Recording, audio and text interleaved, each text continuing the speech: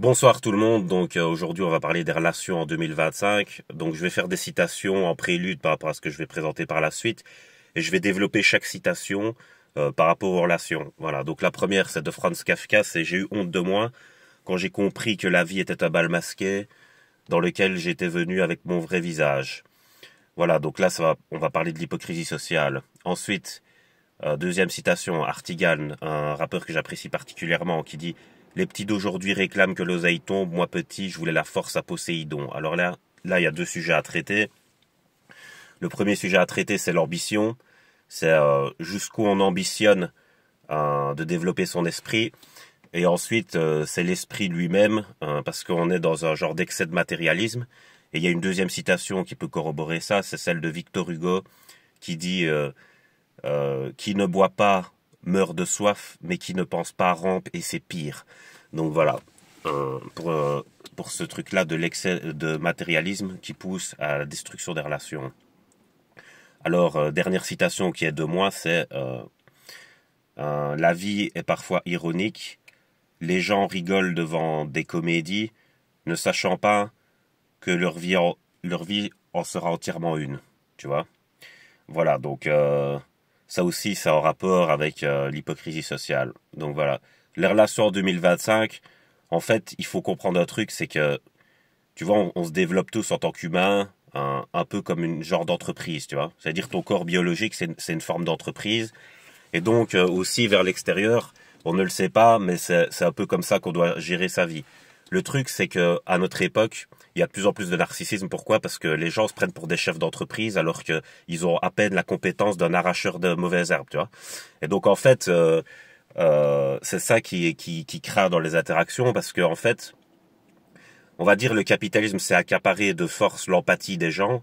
Donc les gens sont plus soumis et obéissants à des grands patrons, tu vois, quand ils donnent des ordres et tout.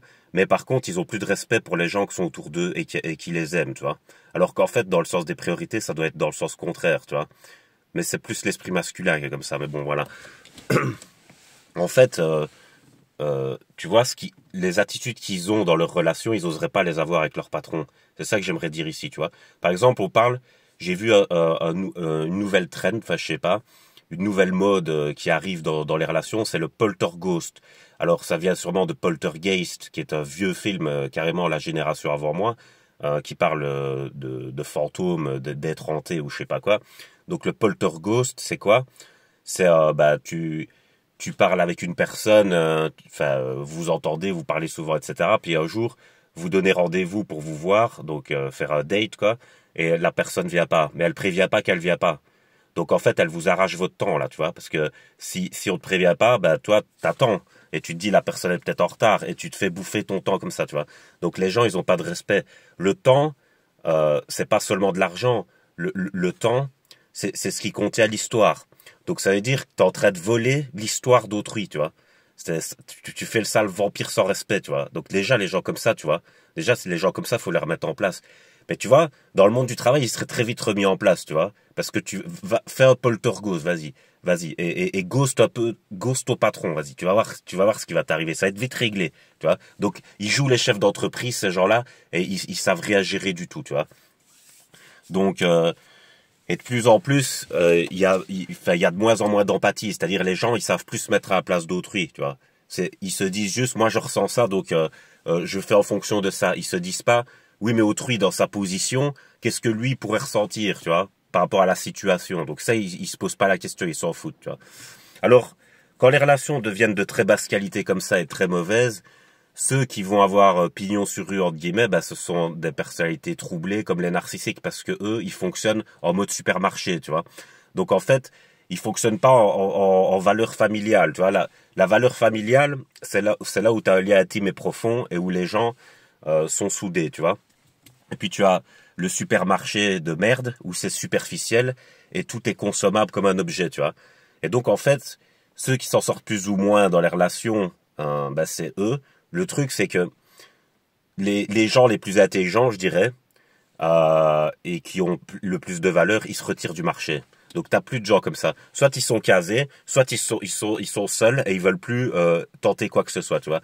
Donc, il y a une phrase qui dit, quand tous les dégoûtés seront partis, il restera plus que les dégoûtants. Aujourd'hui, dans le marché, il y a que des dégoûtants. Ça, c'est des gens pourris, c'est des gens qui ont des troubles comme le narcissisme ou quoi, et c'est des gens sur qui tu peux pas compter, qui font que des crasses et tout ça, tu vois.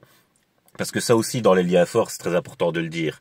Je sais plus si c'est Will Smith qui avait dit ça ou quelqu'un d'autre. Enfin voilà, parfois on attribue des citations un peu n'importe comment, mais qu'il a dit, si tu n'étais pas là lors de mes échecs, tu ne seras pas là lors de mes succès.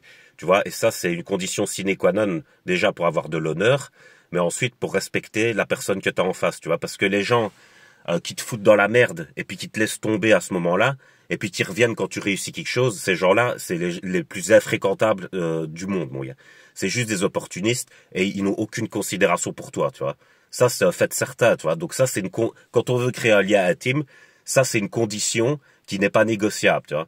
Ça veut dire, tu vois, quand t'es une team, tu dois essayer de créer un noyau comme un noyau atomique. Ça veut dire qu'il y a une genre de fusion pour qu'il y ait un état, tu vois. C'est cet état qui fait l'existence de l'objet. S'il n'y a pas de noyau, il n'y a pas d'objet. Vous comprenez? Donc, s'il n'y a pas de noyau dans une relation, il n'y a pas de relation. Tu vois, c'est pas une relation. C'est faux. Tu vois, c'est des gens qui pensent à eux à travers l'autre. Mais il n'y a pas de relation. C'est faux, ça. Tu vois? Et donc, en fait, faut exiger ça d'autrui, c'est-à-dire qui nous laisse pas tomber quand on a besoin d'aide, mais il faut exiger ça de soi aussi pour autrui, tu vois, parce que sinon ça va pas du tout, tu vois. Et les narcissiques ils sont comme ça, ils sont lâches à fond, tu vois, ils font que ça. Et après ils se donnent une image sociale de gens qui gèrent je sais pas quoi. Je dis mais si on voyait les coulisses de la façon dont tu te comportes, les gens seraient dégoûtés, hein, et t'aurais pas ton image sociale comme t'as maintenant. Donc, faut qu'ils arrêtent de faire les hypocrites comme ça, eux, tu vois. Sérieux, parce que en fait, moi, il y a des gens narcissiques que j'ai connus, je vais vous le dire sincèrement. Et en fait, parfois, je les observe sur les réseaux, mais moi, je sais qui ils sont vraiment, tu vois. Et je vois la comédie, vraiment, le n'importe quoi. Ils font semblant d'être quelqu'un d'autre. Ils mettent des citations. Ils ont même pas de pensée abstractive. De pensée abstraite, donc ils savent pas réfléchir par eux-mêmes. Je dis, mais qu'est-ce que tu fous une citation comme si toi t'arrivais à penser cette citation? Je dis, tu sais même pas ce que ça veut dire. Tu mets ça juste pour avoir l'air bien devant les autres. Je dis, c'est incroyable. Tu vois, donc moi, quand je vois ça, c'est... Et la pire génération où il y a le plus de narcissiques, c'est les boomers, hein. C'est-à-dire années 50, 60, 70. Les gens qui sont nés dans ces eaux-là, c'est les pires. C'est abusé, eux. Vraiment, c'est... Parce que non seulement ils ont pas connu Internet, donc du coup, ils vivent avec l'esprit très fermé du Moyen Âge, tu vois, comme ceux qui vivent que dans leur village. Mais en plus, ils sont imbus d'eux-mêmes parce qu'ils ont vécu dans les 30 glorieuses et ils se prennent pour le centre du monde. Et ils donnent des leçons à tout le monde alors que c'est les plus pourris. Tout le monde les hait, mon gars. Que ce soit ma génération, la génération Y, qui s'est révoltée contre eux parce qu'ils étaient tellement pourris que c'était insupportable. Et ensuite, t'as la gène Z qui vient après, puis t'as la gène A. Mais je dis, mais aucune génération, même celle d'avant, les boomers, c'est-à-dire ceux qui ont connu la guerre, il y a aucune génération qui les respecte, mon gars. C'est vraiment, voilà, c'est abusé, eux. D'ailleurs, ils se font tout le temps allumer sur Internet malgré tout le bruit qu'ils font parce que tout le monde en a marre, en fait, tu vois. Et donc, je dis, voilà, si vous voulez de belles relations, il faut remonter les valeurs, tu vois, de manière générale. C'est-à-dire, faut remonter les valeurs pour soi, mais il faut essayer que la société remonte les siennes aussi, tu vois. Parce que maintenant, regarde, qu'est-ce qu'on a créé avec les réseaux? Ça, par contre, c'est un truc très négatif venu des réseaux, tu vois. T'as des trucs positifs, mais ça, c'est un truc très négatif. C'est quoi? C'est l'idolâtrie. On le dit dans la religion, l'idolâtrie doit être interdite. Pourquoi? Parce que ça crée un déséquilibre perceptif et relationnel. Tu mets une star là, tu mets un fan là, tu vois. Donc du coup, ils sont plus attachés au statut qu'à la réalité, c'est-à-dire à leurs conditions d'être humain, tu vois. On est d'abord des humains avant un statut, tu vois. Donc c'est pas bon du tout l'idolâtrie, tu vois. En plus, ça fait quoi l'idolâtrie? C'est-à-dire tu mets une star sur un piédestal. Donc tu vas fantasmer quelqu'un qui n'existe pas. Donc déjà de base, comment tu veux que ça marche, toi? Aussi, s'il y a quelqu'un qui est en position de fan, ben tu vas mépriser l'autre parce que il a une vision erronée, tu vois. Donc il va y avoir un sort de décalage comme ça qui va être super malaisant et malsain au niveau relationnel, tu vois. Donc il faut une forme d'équilibre. Je vais pas dire égalitaire parce qu'il y a des équations à régler en permanence, mais je veux dire, tu dois chaque fois revenir à l'équilibre, tu vois. Si ça se déséquilibre comme ça, c'est foutu la relation déjà. Donc je dis, ça aussi, à cause d'Internet, que maintenant il y a plein de gens qui se sont lancés pour donner des conseils aux autres et tout. Il y a une phrase qui dit d'El Matador, le rappeur, qui dit tu te mets tout à coup à croire que tous les chats rugissent, tu vois. Mais oui, parce qu'en fait, t'as des gens à une époque, on leur aurait pas donné l'heure, tu vois, parce que ils étaient trop cons, faut dire ce qu'il y a, tu vois. Mais aujourd'hui, tu peux percer n'importe comment, pour n'importe quelle raison, tu vois. Donc, il y a des cons qui percent, tu vois. En fait, avant, on te bloquait, tu vois. Les managers, ils te bloquaient. Par exemple, si t'avais un talent, ben là, ils allaient t'aider. Ils allaient t'aider à te propulser, à te développer et tout ça. Mais ils voulaient quand même garder une certaine sanité sociale. Donc, ils faisaient pas n'importe quoi. Ils sponsorisaient pas n'importe qui, n'importe comment, tu vois. Donc, il y avait quand même certaines formes d'exigence. Tu devais avoir un talent, quoi. Même plusieurs. Il y a des gens, ils ont plusieurs talents. Mais je veux dire, quand tu as du talent, ben, normalement, c'est là qu'on t'aide. Et là, on dirait qu'il y a une inversion des valeurs. Tu vois plein de gens qui ont du talent. Moi, j'en vois quand même pas mal partout. Ils percent pas. Et je vois des gens qui sont complètement débiles et eux, ils percent, tu vois.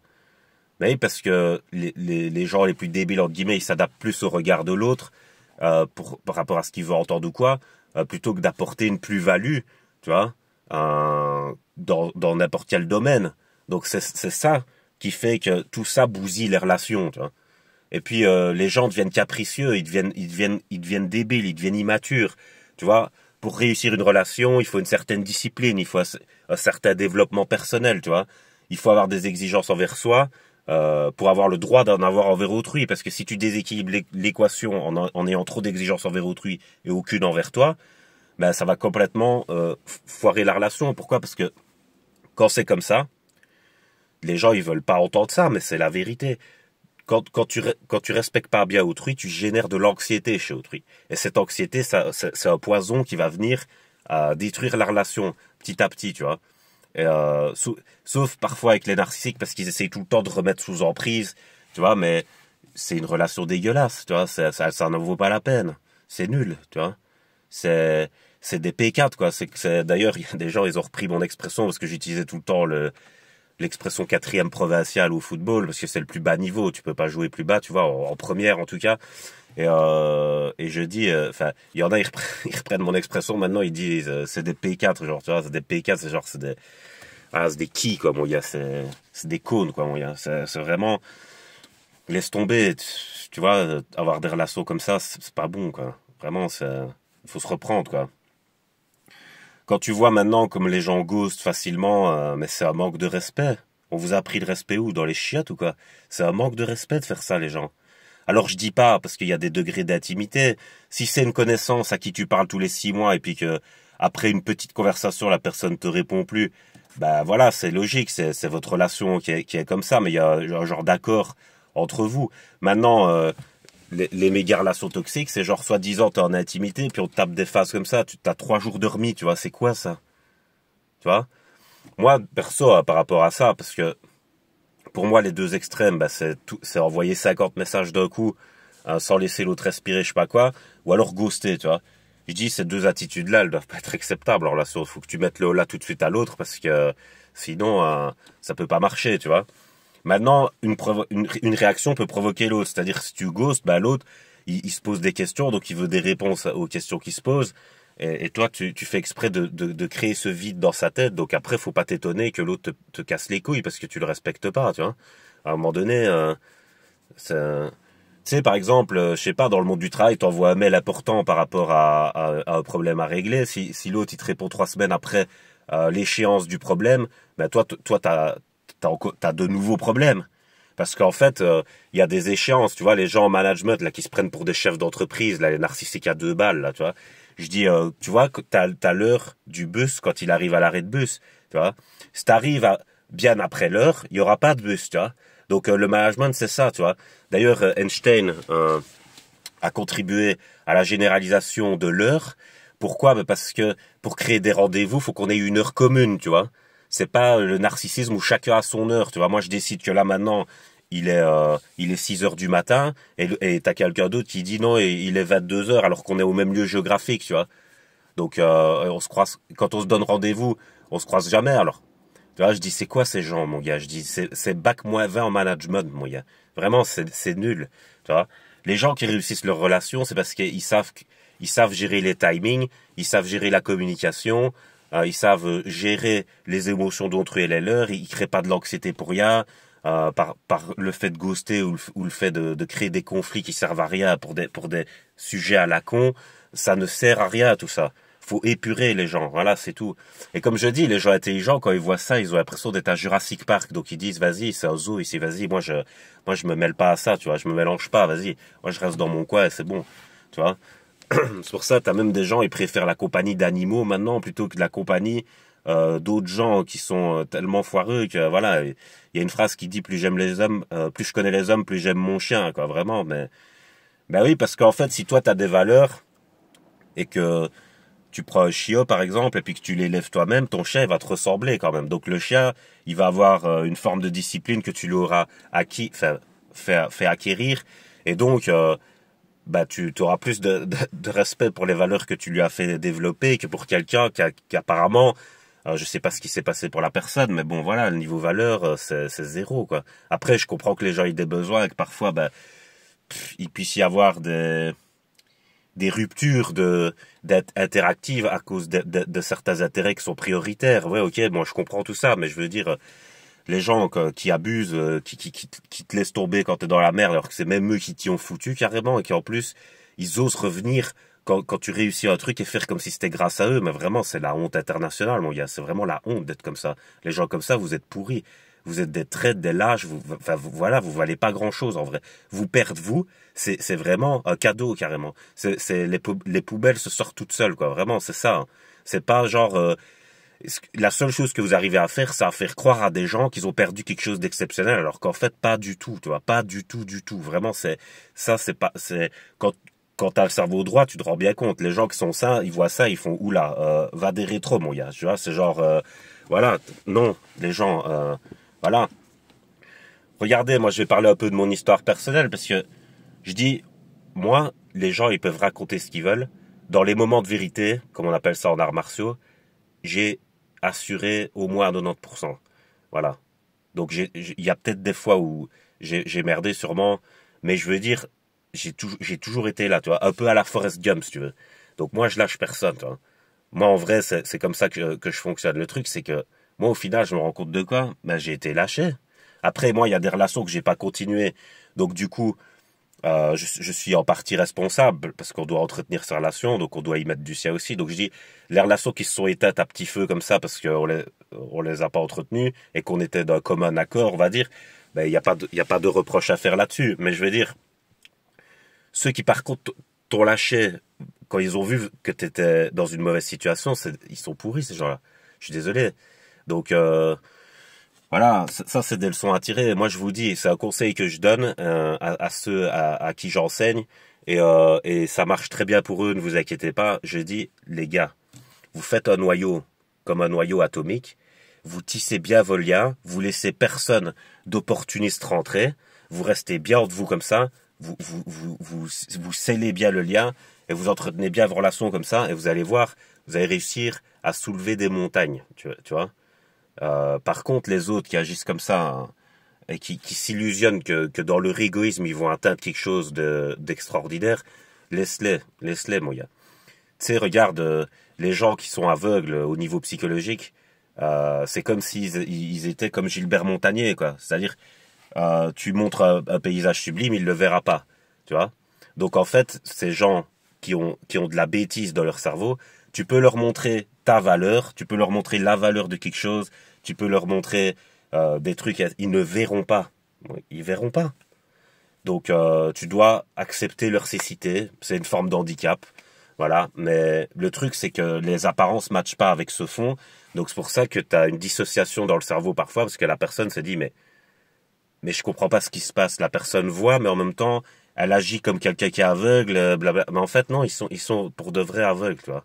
Il y a des gens, malheureusement, relationnellement parlant, ils atteindront jamais une certaine qualité de toute leur vie, tu vois. C'est malheureux pour eux, voilà, c'est tout. C'est comme ça, bah, c'est comme une personne qui a perdu une jambe, voilà. Tu peux pas la faire repousser, donc voilà, c'est comme ça, c'est Voilà, c'est la vie. Donc, faut juste faire le deuil de ça et peut-être se diriger vers des gens qui sont capables de combler nos attentes et de nous de combler les leurs, tu vois. Moi, comme je dis, j'aimerais bien rencontrer une fille autiste, quoi, tu vois. Parce que je sais bien, en fait, comment je fonctionne et je sais bien que ça matcherait bien.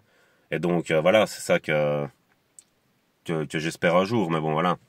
C'est pour ça que je passe ma petite annonce de temps en temps. On sait jamais qu'il y en a une qui se disent qu'elle voudrait venir me trouver ou je sais pas quoi, qui ne tente rien à rien, mais bon voilà. Maintenant, pour tomber sur une bonne relation en 2025, tellement les gens sont toxiques, et moi je parle pas des genres, parce que justement ce clivage-là, c'est la preuve que les gens sont toxiques, tu vois.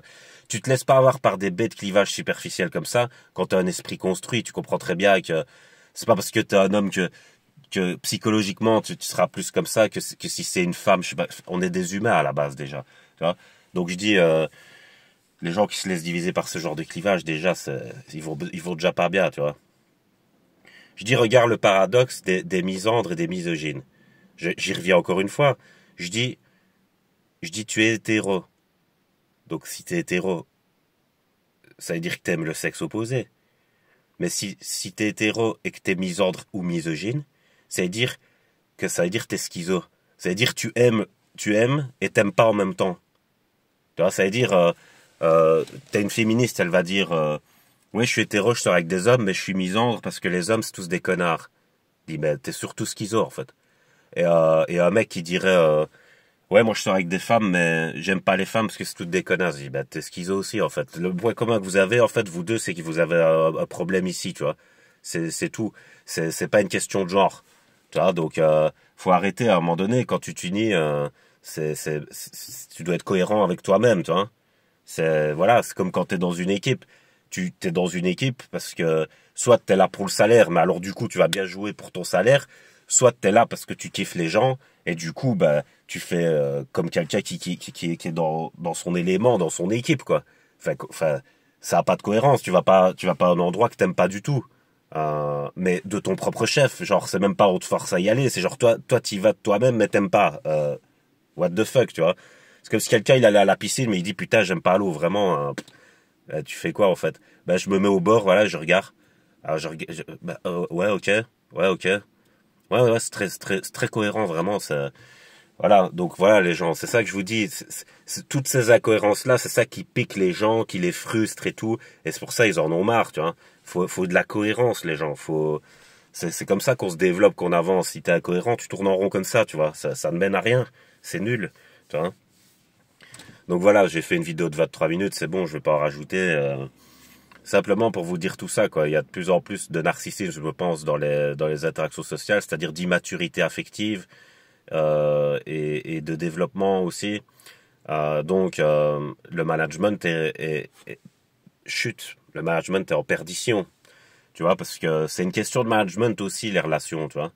Mais je veux dire, ça doit pas être froid comme des statistiques puisque tu es dans une relation affective. Mais je dis, mais il y a quand même des trucs à respecter, tu vois, des timings, des considérations, voilà, tu vois.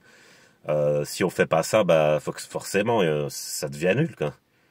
Donc après, faut pas s'étonner que la société de manière générale commence à s'effondrer sur elle-même parce que finalement la société n'est que le produit des interactions qui se passent en elle.